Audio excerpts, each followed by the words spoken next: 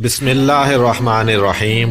السلام علیکم ناظرین، آج کی ویڈیو میں ہم آپ کو بتائیں گے پیغمبر خدا حضرت ابراہیم علیہ السلام کے بارے میں، ان کی ولادت، بت پرستی کے خلاف ان کی تبلیغ اور نمرود کی طرف سے ان کے آگ میں پھینکے جانے کا واقعہ۔ ناظرین، نمرود ملک بابل کا بادشاہ تھا۔ بابل کا موجودہ نام عراق ہے۔ نمرود ایک انتہائی مغرور شخص تھا۔ جب اس کے اقتدار کا دائرہ وسیع ہو گیا تو اس نے لوگوں سے کہنا شروع کر دیا کہ اس کی پرستش کریں۔ چونکہ لوگ پہلے ہی غیر اللہ یعنی پتھر اور لکڑی کے بنے ہوئے بتوں کو سجدہ کرتے تھے، لہٰذا وہ اسے بھی آسانی سے خدا ماننے پر آمادہ ہو گئے۔ لوگوں کو اس گمراہی اور ضلالت کی زندگی بسر کرتے ایک عرصہ گزر گیا اور وہ اللہ کو قطعاً بلا چکے تھے۔ پروردگار عالم نے اس قوم کی رہنمائی اور ہدایت کے لیے ان میں اپنا نمائندہ بھیجنے کا ارادہ فرمایا۔ نمرود کے دربار میں نجومی بھی تھے۔ ایک نجومی نمرود کے دربار میں بڑا اونچا مقام و منزلت رکھتا تھا اور وہ نمرود کے بہت قریب تھا۔ ایک دن اس نے نمرود سے کہا، عالیجا جان کی امان پاؤں تو ایک بات عرض کروں؟ نمرود نے کہا، عرض کرو۔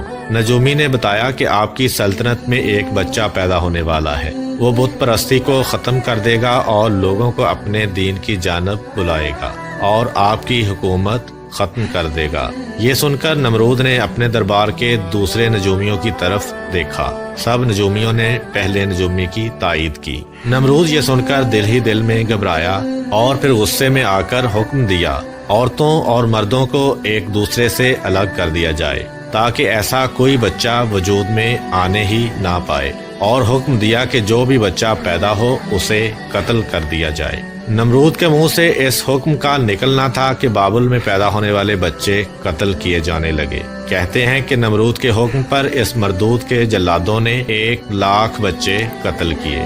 نادان نمرود یہ سمجھتا تھا کہ ان ہیلوں سے وہ خدا تعالیٰ کے ارادے کے آگے بند باندھ سکے گا۔ اسی ملک بابل میں ایک خاتون تھی جن کا نام تاریخ نے نونا بتایا ہے۔ نونا اس وقت حاملہ تھیں، لیکن ان کے حمل کے آثار کو اللہ نے چھپا دیا۔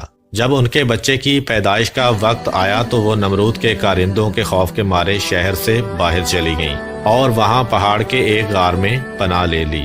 انہوں نے اپنے بچے کو اسی غار میں جنم دیا اور پھر بچے کو لٹا کر خدا سے دعا کی، اے خدا، میں اپنے جگر کے ٹکڑے کو اس غار میں لٹا کر جا رہی ہوں، ان ظالموں سے تو ہی اس کو بچانا جو معصوموں کے خون کے پیاسے ہیں۔ پھر انہوں نے بچے کو بوسہ دیا اور غار کے دہانے کو پتھروں سے بند کر کے شہر کو لوٹ گئیں۔ جب دوسرے دن غار میں اپنے بچے کو دیکھنے آئیں تو دیکھا کہ ان کا بچہ انگوٹھا چوس رہا ہے۔ اس بچے کے انگوٹھے سے دودھ جاری تھا۔ یہ بچہ کوئی اور نہیں بلکہ حضرت ابراہیم علیہ السلام تھے۔ خداوند قادر و حکیم نے ابراہیم علیہ السلام کے انگوٹھے میں دودھ پیدا کر دیا تھا اور یوں حضرت ابراہیم علیہ السلام کو غذا بہم پہنچتی رہی۔ اس غذا سے حضرت ابراہیم علیہ السلام دن میں اتنا بڑھتے تھے جتنا ایک عام بچہ مہینے میں بڑھتا ہے۔ آپ علیہ السلام کی ماں آپ کو دیکھنے کی غرض سے روزانہ غار میں آتی۔ جب آپ علیہ السلام کی عمر 2 سال ہو گئی تو وہ باتیں کرنے لگے، اور جب آپ کی عمر 7 سال کو پہنچی تو آپ کی والدہ انہیں بڑی بڑی باتیں اور اخلاق سکھانے لگیں، کمزوروں کی مدد کرنے کا طریقہ سکھاتیں اور اللہ کے گزرے ہوئے پیغمبروں کے قصے سناتیں۔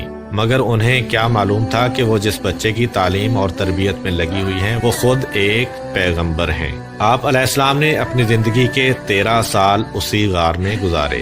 انہوں نے ایک دن اپنی ماں سے کہا، ماں، مجھے بھی اپنے ساتھ شہر لے چلیں۔ ماں نے جواب دیا، بیٹا، شہر میں تمہارے لیے خطرہ ہے۔ اس لیے حضرت ابراہیم علیہ السلام اس غار سے رات کو نکل کر شہر میں داخل ہوئے۔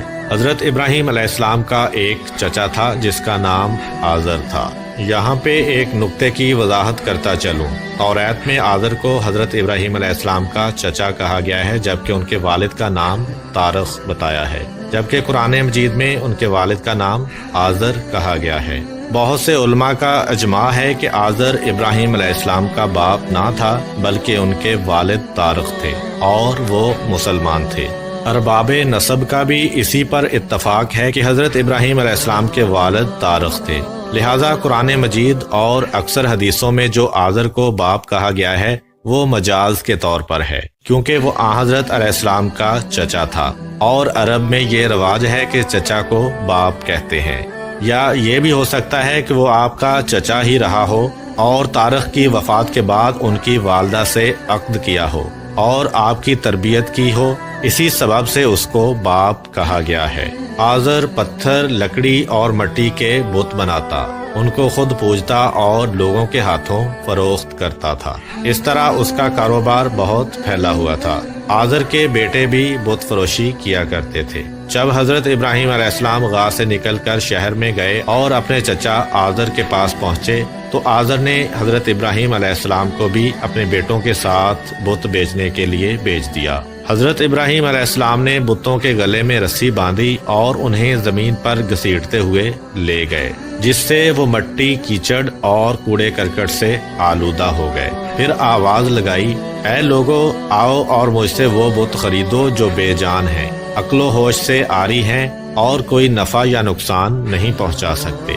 بتوں کے ساتھ حضرت ابراہیم علیہ السلام کا یہ سلوک بت پرستوں کی نظر میں بے حد توہین آمیز تھا۔ پھر نوبت یہاں تک آ پہنچی کہ آزر نے حضرت ابراہیم علیہ السلام کو اس بارے میں نصیحت کی۔ ایک دن حضرت ابراہیم علیہ السلام نے اپنے چچا سے پوچھا، چچا جان، آپ لکڑی، پتھر اور مٹی کے بت بناتے ہیں جو نہ بول سکتے ہیں، نہ سن سکتے ہیں، نہ آپ کو کوئی نفع دے سکتے ہیں اور نہ نقصان پہنچا سکتے ہیں۔ آزر نے چونک کر پوچھا، کیا تم ہمارے خداؤں کے مخالف ہو؟ دیکھو، آئندہ اس طرح کی بات زبان پر نہ لانا ورنہ تمہیں سزا ہوگی۔ اس کے بعد حضرت ابراہیم علیہ السلام لوگوں سے مخاطب ہوئے اور کہا، پرستش اور سجدے کے لائق نہ نمرود ہے اور نہ یہ بت ہیں۔ لائق عبادت صرف اللہ تعالیٰ کی ذات ہے جس نے ساری دنیا کو پیدا کیا اور وہی اس کا مالک ہے۔ حضرت ابراہیم علیہ السلام کا نام اور ان کا پیغام بڑی تیزی سے پھیلنے لگا۔ لوگ ان کی بات غور سے سننے لگے۔ جب ان کی شہرت نمرود تک پہنچی تو اس نے اپنے دربار کے لوگوں سے پوچھا، یہ کون نوجوان ہے جس نے ایک ہنگامہ کھڑا کر دیا ہے؟ درباری بولے، اس کا نام ابراہیم ہے جو آزر کے گھر میں جوان ہوا ہے۔ نمرود نے حکم دیا کہ اسے فوراً میرے سامنے پیش کیا جائے۔ نمرود کے بھیجے ہوئے لوگ حضرت ابراہیم علیہ السلام کے پاس آئے اور انہوں نے نمرود کا پیغام انہیں پہنچایا۔ حضرت ابراہیم علیہ السلام نمرود کے پاس پہنچے۔ نمرود نے پوچھا، نوجوان، تم جس خدا کی بات کرتے ہو وہ کون ہے؟ حضرت ابراہیم علیہ السلام نے جواب دیا، میرا خدا وہ ہے جو لوگوں کو زندگی اور موت دینے کی قدرت رکھتا ہے۔ نمرود نے کہا، یہ تو میں بھی کر سکتا ہوں، اور اس نے ایک ایسے مجرم کو آزاد کر دیا جسے موت کی سزا کا حکم سنایا جا چکا تھا، اور ایک ایسے آدمی کو پھانسی دے دی جس کا کوئی جرم نہیں تھا۔ پھر کہنے لگا، اب بولو، میرے خدا ہونے میں تمہیں کیا شک ہے؟ میں بھی تو جس کو چاہوں زندگی بخش دوں اور جس کو چاہوں موت دے دوں۔ حضرت ابراہیم علیہ السلام نے فرمایا، اگر تو سچا ہے تو جس کو قتل کیا ہے اس کو زندہ کر کے دکھا۔ پھر فرمایا، میرا خدا سورج کو مشرق سے نکالتا ہے اور مغرب میں غروب کرتا ہے، تو اسے مغرب سے نکال کر دکھا۔ نمرود سے اس سوال کا کوئی جواب نہ بن پڑا اور وہ شرمندہ ہو گیا۔ اس وقت حضرت ابراہیم علیہ السلام کی والدہ نے نمرود سے کہا، بادشاہ سلامت، مجھے اجازت دیں کہ میں ابراہیم علیہ السلام کو اپنے ساتھ لے جاؤں کیونکہ یہ ابھی ناسمجھ ہے۔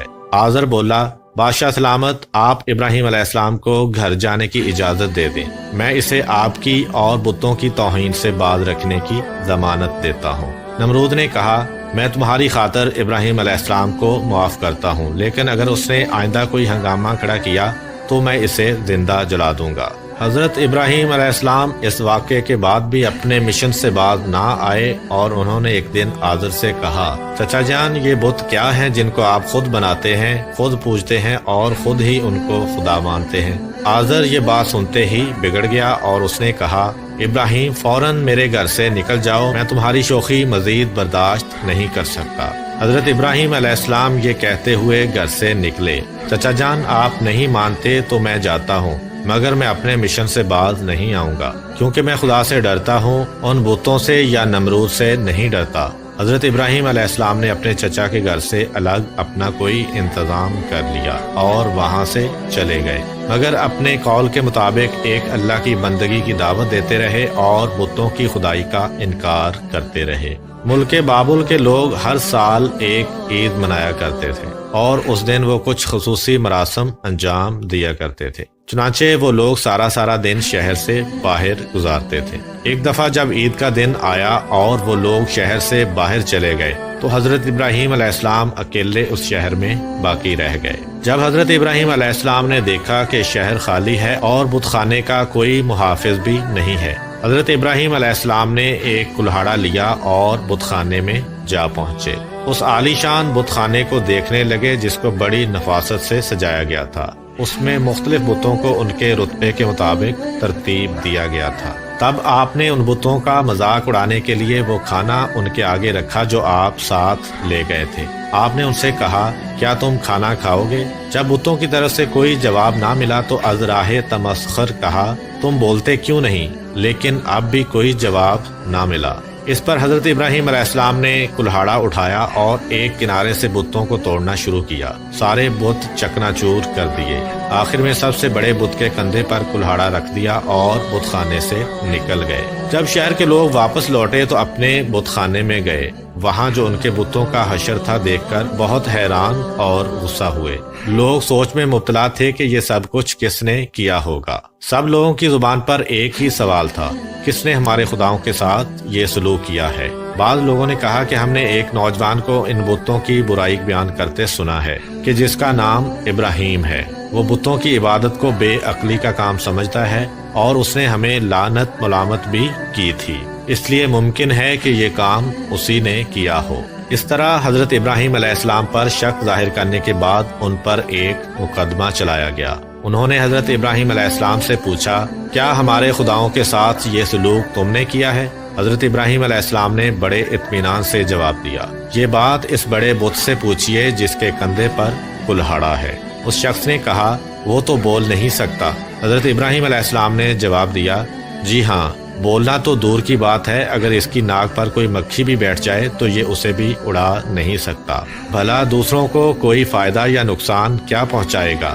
مگر تعجب کی بات یہ ہے کہ تم لوگ پھر بھی اس مجبور اور لاچار کو خدا مانتے ہو، اس کو سجدہ کرتے ہو اور اس کی پوجا میں مست رہتے ہو۔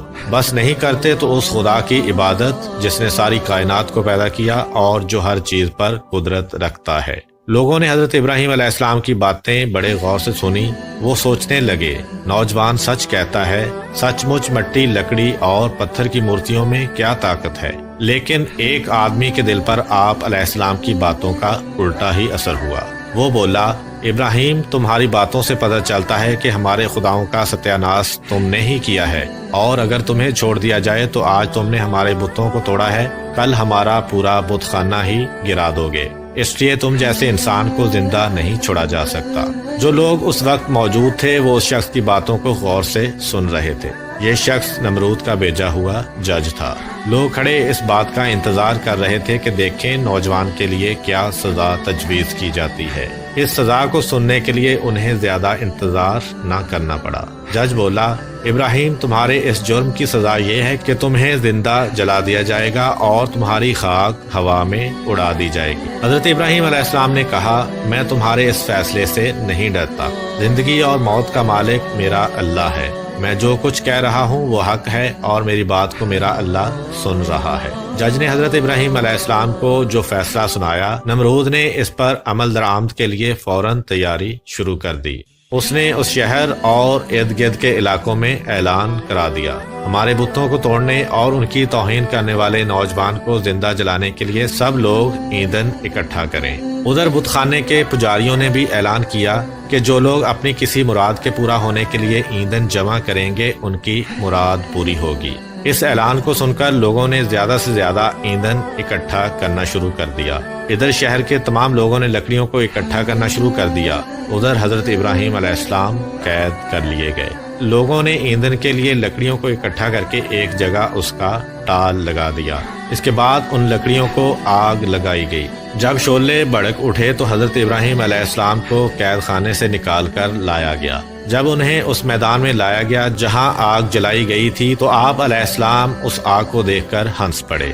حضرت ابراہیم علیہ السلام نے اس اونچے مینار کو بھی دیکھا جو میدان سے کچھ فاصلے پر تعمیر کیا گیا تھا، جس میں ایک خوبصورت کمرہ تھا جہاں نمرود کے ساتھ اس کے وزیر اور مشیر بیٹھے تھے۔ کہتے ہیں کہ یہ آگ اس قدر شدید تھی کہ اس کے اوپر ایک فرسخ کے فاصلے تک کوئی پرندہ اڑ نہیں سکتا تھا۔ چنانچہ جب حضرت ابراہیم علیہ السلام کو لایا گیا تو ان لوگوں کو یہ مسئلہ درپیش ہوا کہ اب ابراہیم کو اس آگ میں کیسے پھینکا جائے۔ اس دوران شیطان نے ان لوگوں کے دماغ میں منجنیق کا تصور ڈالا۔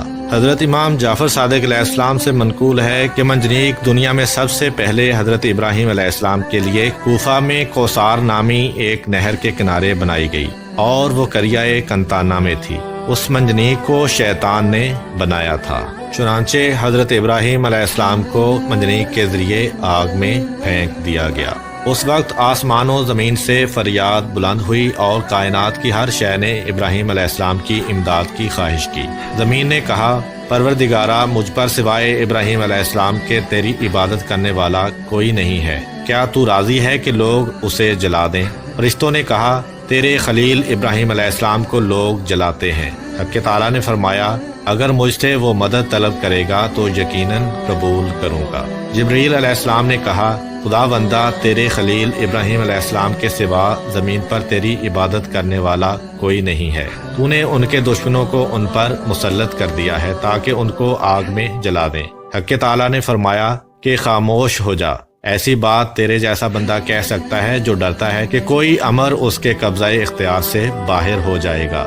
وہ میرا بندہ ہے، جس وقت چاہوں گا اس کو بچا لوں گا، اگر وہ مجھ سے دعا کرے گا تو میں قبول کروں گا۔ پھر ابراہیم علیہ السلام نے اپنے پروردگار سے دعا کی، یا اللہ ہو، یا واحد ہو، یا احد ہو، یا من لم یلد ولم یولد ولم یکن لہ کفوا احد نجنی من النار برحمتک۔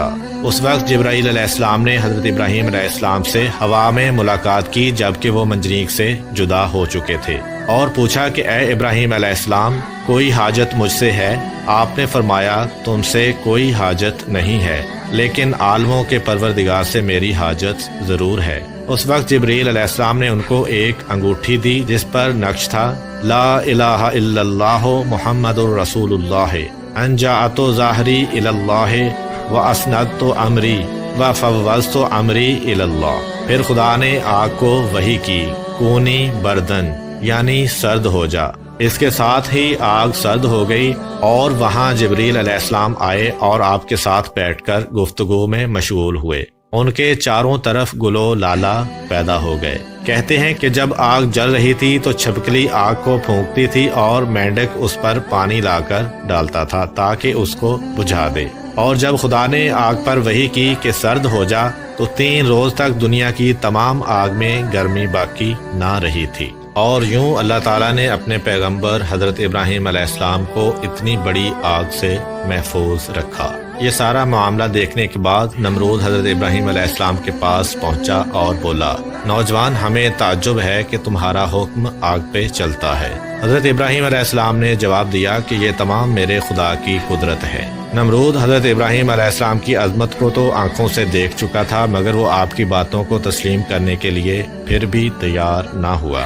نمرود کو لگا کہ کہیں لوگ حضرت ابراہیم علیہ السلام پر ایمان نہ لے آئیں۔ اس نے فوراً لوگوں کو لالچ دے کر اور کچھ کو ڈرا دھمکا کر بہکایا۔ اس واقعے کے بعد اس نے حکم دیا کہ انہیں شہر بدر کر دیا جائے تاکہ کوئی شخص ان کا پیرو نہ بنے اور ان کا دین اختیار نہ کر سکے۔